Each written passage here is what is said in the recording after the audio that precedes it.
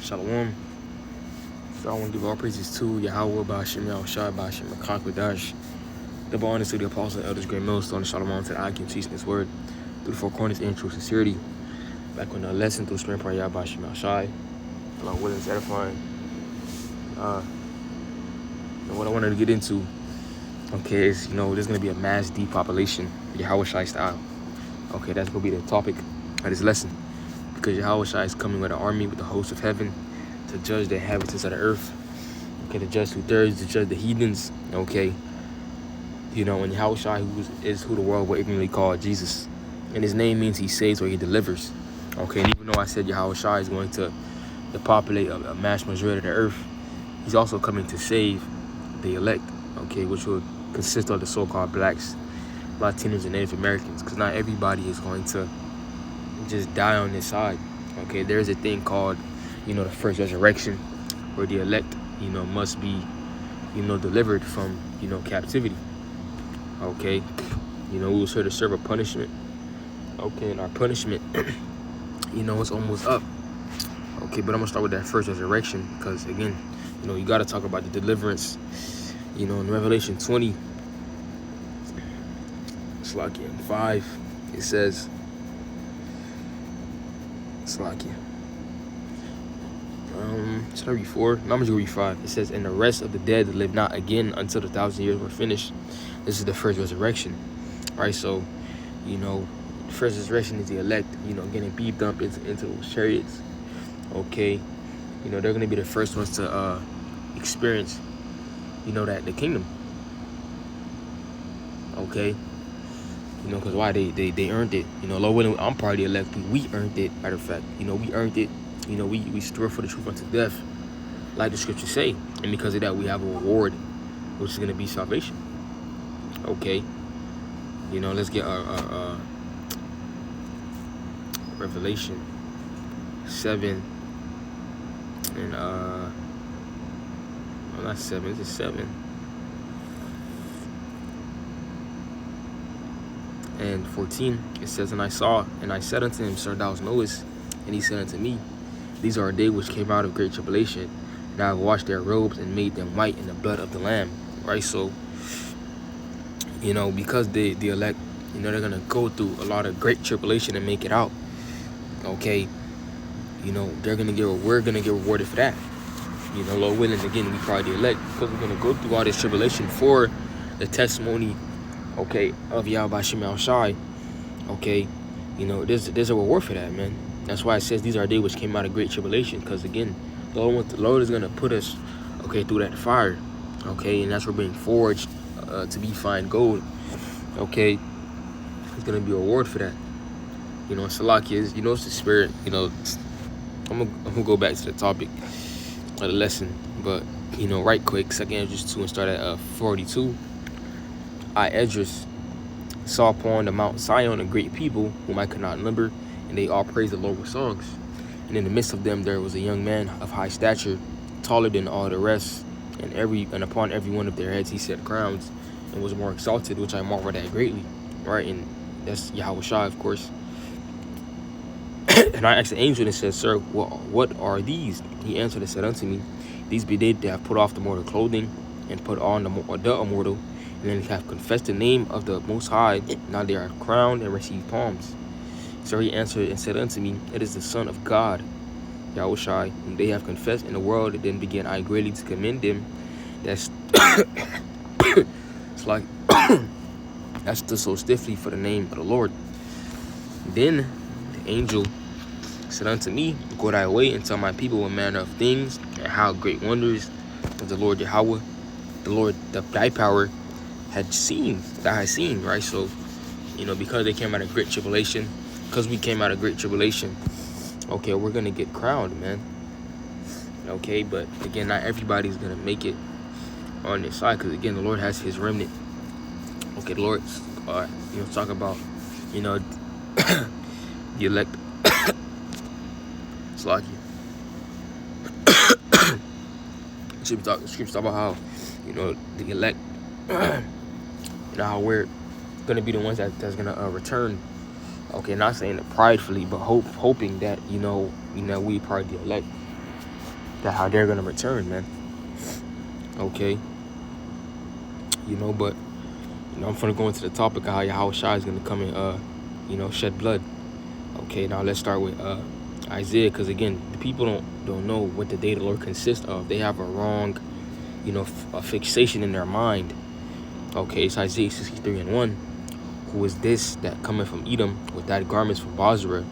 This that is glorious in his apparel, traveling in the greatness of his strength. I that speak in righteousness, mighty to save.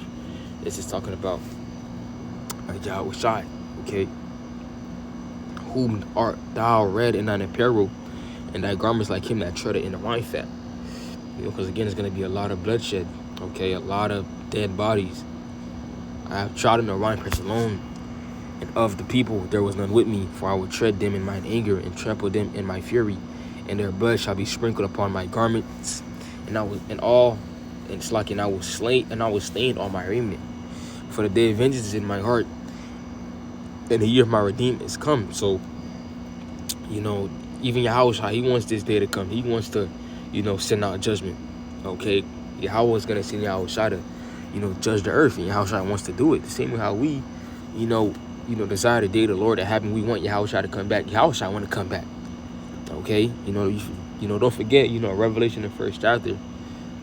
Okay, with those Roman soldiers.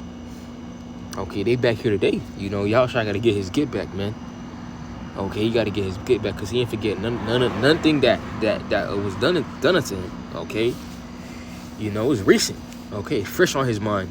Okay, what happened? Okay, now let's get what is it in Revelation? Talks about the blood being to the horse's bridle. Revelation 14:20. Start at 19. I'll just get 20. It says, and the winepress was trodden without the city, and blood came out of the winepress even unto the horse's bridle by the space of 1,600 furlongs. Right, so the amount of bodies that are gonna drop, the amount of bloodshed that is gonna be, it's gonna be a lot of, dead bodies, a lot of dead people, man. Okay, mainly because of what Yahawashi is gonna do. Because again, you also have these different nations that are gonna, in the midst of them fighting in World War III in the Valley of Jehoshaphat, you're gonna have Yahawashi come in the midst of that, okay, and completely obliterate them. Okay, obliterate them. 2nd Esdras 13, and I want to start with what is Yahawashi 5.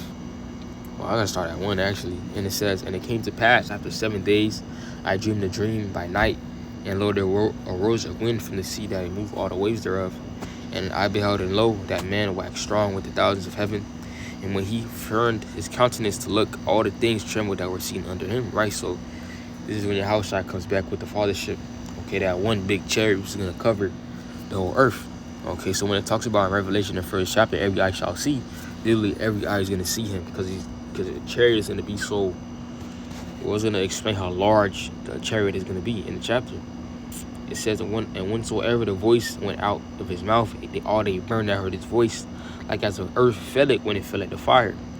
And after this I beheld, and lo, there was gathered together a multitude of men out of number from the 4 winds of heaven to subdue the man that came out of the sea. So again, these different nations are going to try to stop Yahawashi.